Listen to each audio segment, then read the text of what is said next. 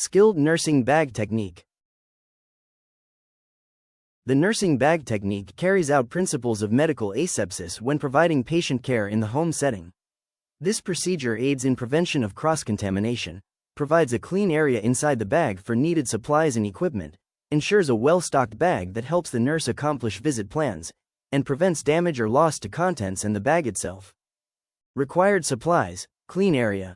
The clean area of the bag must include oral thermometer in case with thermometer guards, alcohol pads, disposable gloves enclosed in a plastic bag, face mask, Clorox wipes, gown, safety eye shield, CPR mouth shield, blood pressure cuff, stethoscope, tape measure, phlebotomy supplies, lab tubes in various sizes and colors, specimen containers, tourniquets for blood draws, pen light, bandage scissors, band-aids, and a sharps container.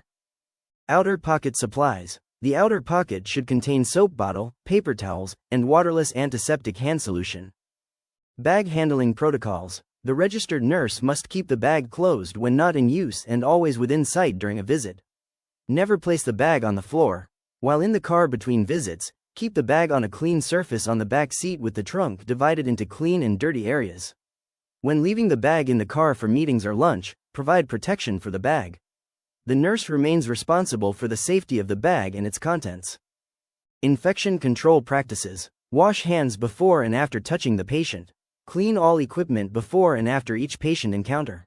Storage requirements. At the end of each day, store the bag in a clean and safe area in your home, especially during hot or cold weather when extreme temperatures in the car may damage supplies and equipment. Your bag is your professional standard.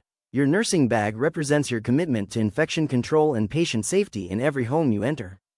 By maintaining proper bag technique, keeping it stocked, clean, secure, and properly stored, you prevent cross-contamination and ensure you're prepared to deliver quality care at every visit.